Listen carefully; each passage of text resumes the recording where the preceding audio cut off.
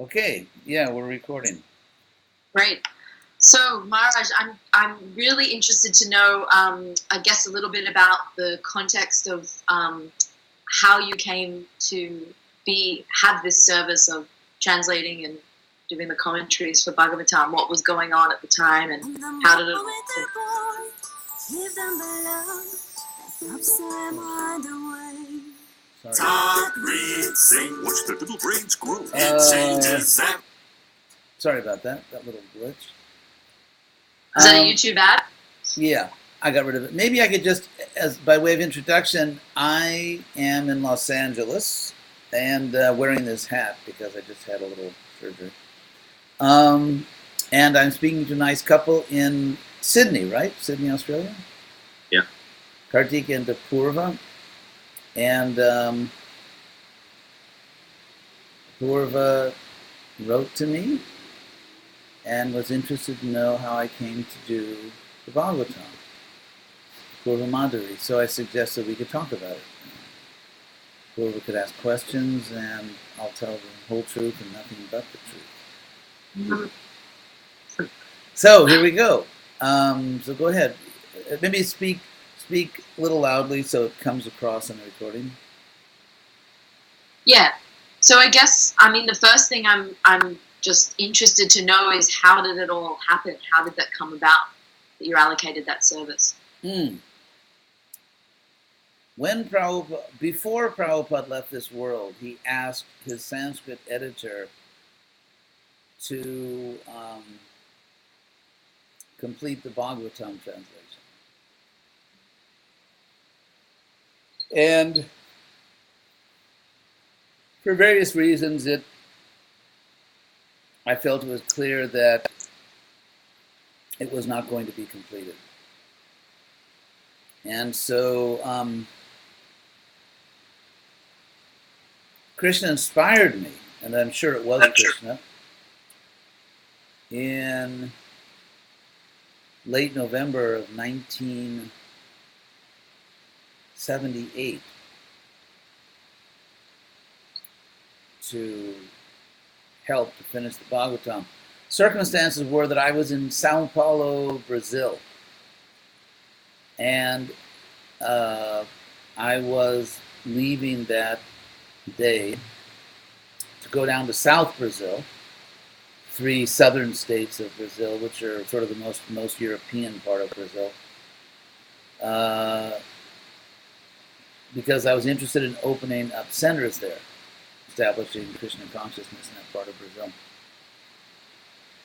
So I was waiting for a car to arrive, and I had extra time, and so I was up in my GBC Guru quarters, and the room next to me belonged to Lokasakshi, my godbrother, and he had a library. He was always he was a real reader and scholar.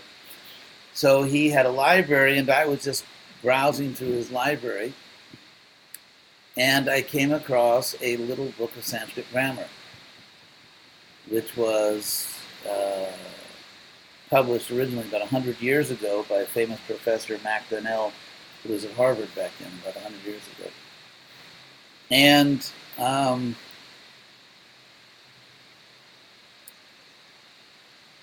so there's a backstory here that I have to mention. In 1972, just before I took sannyas, or just after I took sannyas, just after taking sannyas, it was a big thing in those days. There were hardly any sannyasis in ISKCON, actually. And so it was a big deal. So when I traveled around, people were giving me gifts. And someone gave me a very beautiful Sanskrit English dictionary, the Oxford Dictionary by Monier Williams. And it wasn't printed in India, a sort of economic printing. This was like the English printing, which is a really beautiful book with thin Bible paper, as they call it. And I also received this grammar book by Mac Donnell. And sort of being a language buff, and especially always being fascinated by Sanskrit, I began to study it. And I wrote a letter to Prabhupada telling him what I was doing. And Prabhupada said, "Oh, don't waste your time with learning Sanskrit." So, it was definitely Krishna's test And so I remember that the letter was brought to me by a devotee in the Houston temple, and I read the letter as I was studying Sanskrit. I was studying Sanskrit, and then they brought the letter in from Prabhupada. And so without even thinking, I took this beautiful little grammar book and just dropped it into the trash. So that one has to immediately carry out the order of the guru. The Sanskrit dictionary was such a big, beautiful book. I couldn't throw it away. It just seemed like Fahrenheit 4 or something, whatever it is, just like book burning. So I gave it away to someone, and that was it. And it sort of became a point of honor not to study Sanskrit because Prabhupada had said that to me. But when I was walking through Lokasakshi's library back in Brazil in 1978, in late November, and I saw that same book that I'd thrown away. Not the same copy, but the same book. And there it was. And in my heart, I just heard Krishna telling me that, okay, you passed the test, now you need to learn Sanskrit and finish the Bhagavatam. And so I borrowed that book, sort of took it. I was a guru in GBC, we don't borrow. So anyway, somehow with his permission, I took that book, and we went down to South Brazil, to Curitiba, and I had a room in the Hotel California in Curitiba. And I somehow or other, Krishna, it was really Krishna. I just became immersed, just absorbed in the Sanskrit. I would study all day. I'd always loved Sanskrit. I mean, when I joined the movement in 1969 in Berkeley, they gave us these mimeograph sheets with the samsara prayers. We could learn them.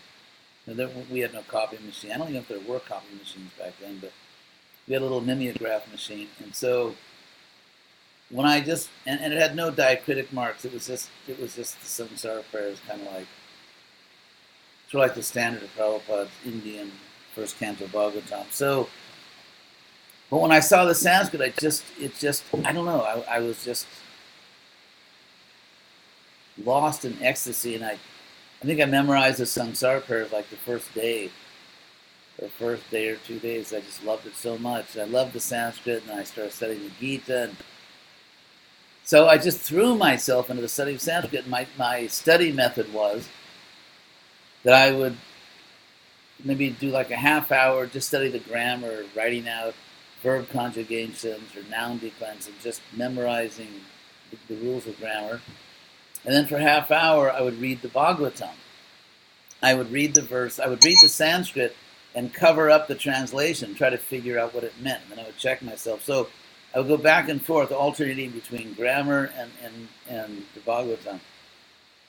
So I spent several days there, and then I flew up to North Brazil, and my godbrother Jagat Vichitra, who was in charge of Northeast Brazil, arranged a little house, like a little country house for me in the middle of this huge coconut tree farm on the beach up in Northeast Brazil, like real tropical. And so I stayed there for weeks, and I would just literally march up and down the beach, like chanting conjugations, noun declensions, like as if in military discipline. I was just really determined I was going to learn Sanskrit for Prabhupada. And so then in 1979, on the way to India, I stopped in London, and I spoke with the devotee who had been Prabhupada's Sanskrit editor that Prabhupada asked to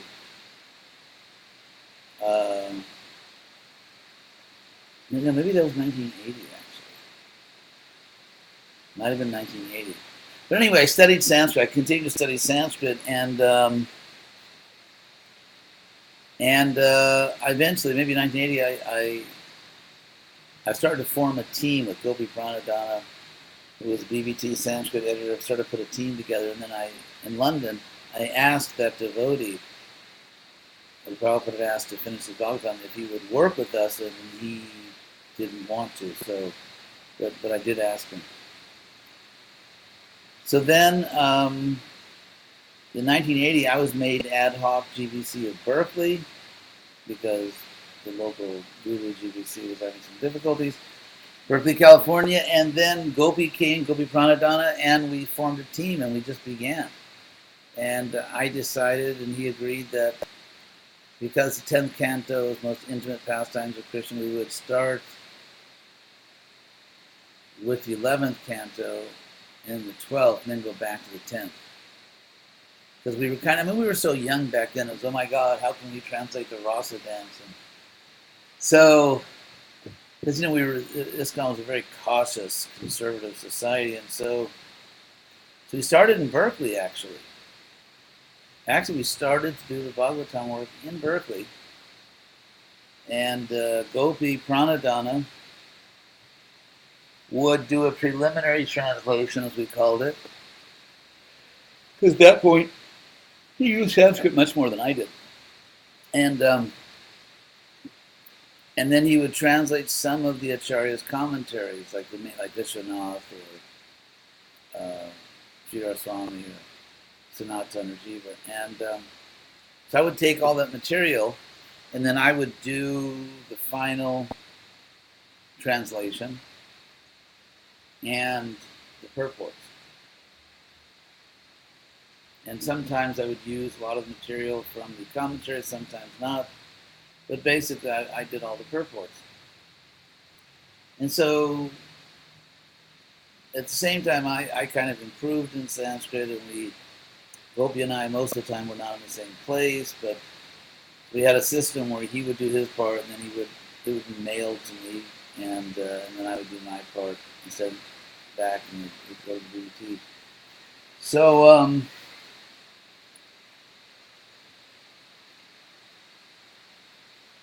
then, after finishing the 11th and 12th cantos, and almost all the 10th canto, in order to honor Gopi Pranadhana's contribution, I asked him to translate himself, do the final translation and purport for the last 10 chapters of the 10th canto.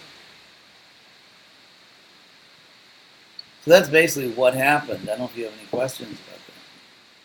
So you did end up doing 11th and 12th, then went back to 10th. Oh, yes, yeah. And you were working, both of you were working on each shloka together, except for the last parts which you allocated to him, the last parts of the 10th canto. I mean, once he sent me his material, I would just do the final translation and purport. It wouldn't go back to him, other than for just sort of at the end, maybe like editing, just proofreading or whatever. But I did the final translations and purports, and then it just went to the editors.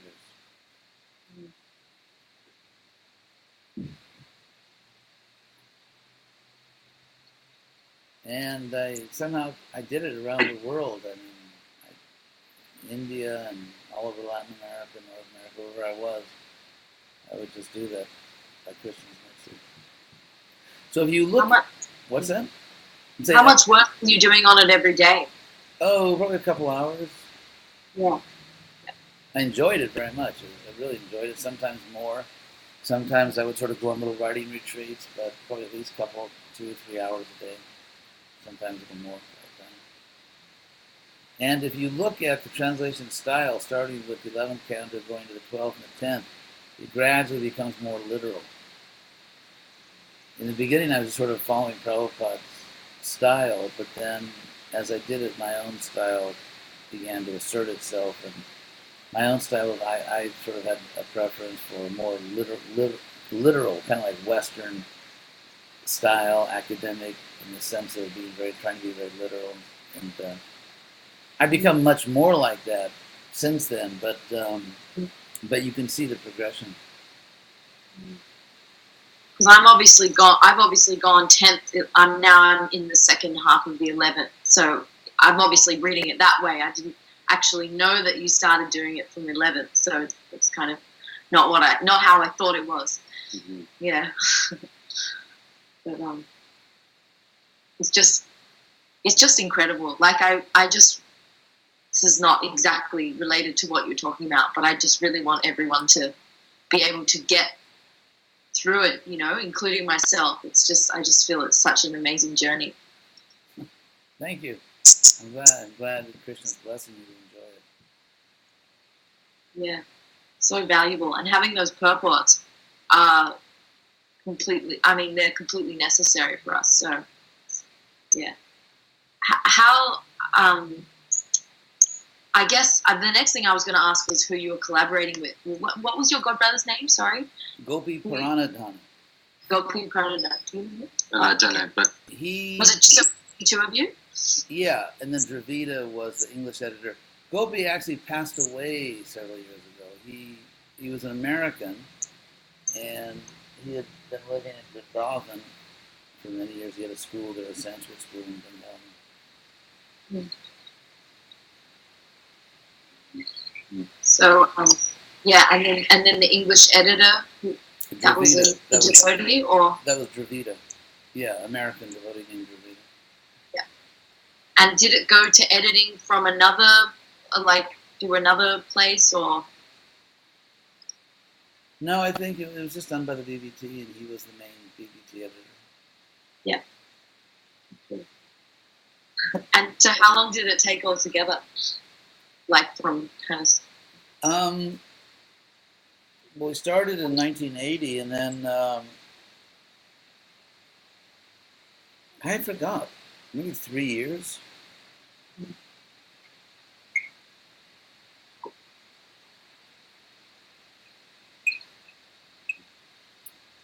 Yeah. No, I kind of thought, yeah. I wasn't sure. I thought it may have taken longer, given how long it's taken me to read it. I thought it would have taken you guys longer to write it. But because you're drawing from, I've noticed, I don't know, I haven't counted how many, but it seems like you're drawing from quite a few different commentaries by different acharyas. Must have taken a lot to put it together. Yeah, I think it was just natural. It was, we always say Krishna's mercy, or Prabhupada's mercy, but in this case, it was just, in a sense, I was giving classes at least probably twice every day. I'd been doing that for years and years. It's always done that, and so the language was the same language that we would normally use.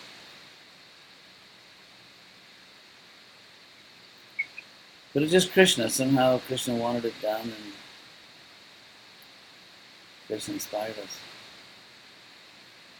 Before you guys decided to take up the task, was that partly out of concern that maybe no one else would do it, or concern that it hadn't happened already?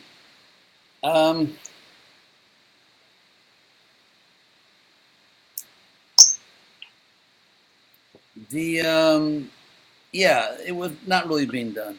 I think the first year after Prabhupada, 2 verses were translated. I think not only know if they had purports, and then by comparison, once we kind of got into our groove, I was doing about maybe 40 verses a day. So, yeah, somehow Krishna inspired me. I just understood that it was my duty, that I should do this. And the fact that it all went so well and so naturally, I believe confirms that it really was Krishna's plan.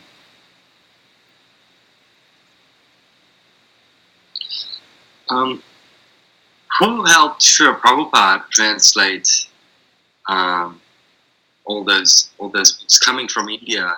He would have had a strong proficiency in English before he came to the West. Yeah, and he studied English in India for a long time. He went to college in English medium. Okay. Yeah, he was an educated person. He went to an English college. Okay. Yeah. He would have been speaking English from a very young age, wouldn't he?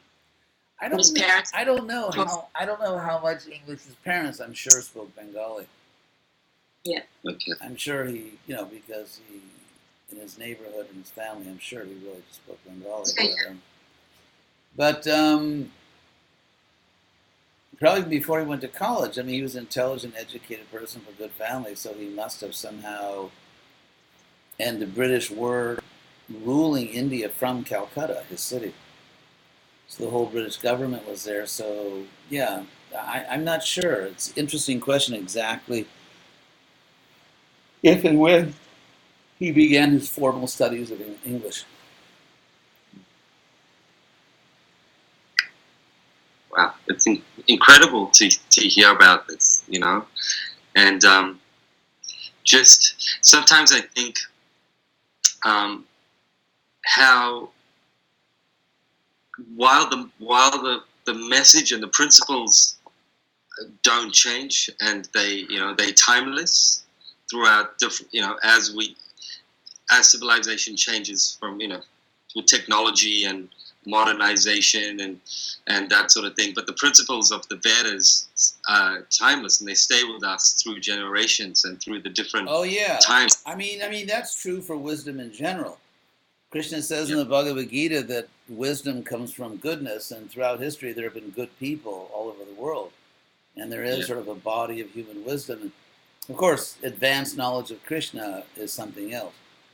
But in terms of general wisdom, I mean, even, like Marcus Aurelius, just that Roman emperor who wrote his book of wisdom, and Confucius and Socrates. I mean, if you look just at the world's wisdom literature, it's still wisdom today. And so there are universal principles of goodness, of meaning, and you find them all around the world. And of course, in India, we have the special advantage that Krishna appeared there. So, but it's the nature of wisdom in general that it's universal. And if it's not universal, it's probably not wisdom. So would you count all the main religious texts as books of wisdom? I think there is wisdom in all the world's great religious texts. I don't think every page, every paragraph in every book is wisdom, but there is wisdom. I mean, even in the Vedas, there's so many Vedas that Krishna himself says, don't bother. So it's not that every Sanskrit book out of India is a jewel. I mean, there's a lot of stuff there that we really don't want to read. Yeah. Well, that was my next thought, was while there's a lot of wisdom, there's also a lot of changing context. There are time-bound statements. Like, for example, the Bhagavatam says that brahmachari should wear deerskin. And I must confess that in my brahmachari life, I never wore deerskin. Yeah. Yeah. So, there are certainly time-bound instructions, but the true wisdom is for all times. Yeah. That's exactly my point. Yes. Unfortunately, I'm going to have to run, but unless there are more questions about the translation? No? No. Well, it's a pleasure to meet both of you. You too, Maharaj. You too, Maharaj. Thank you for your time. And thank you so much. Yeah, thank you very much. Thanks for, as Prabhupada might say, instigating this. And it's a pleasure. I hope I'll see you before too long down under. Yeah, that would be great. Please keep it in mind. Yes. Okay, well, take care. Hare Okay, Krishna. Haribol. Haribol. So, thank you.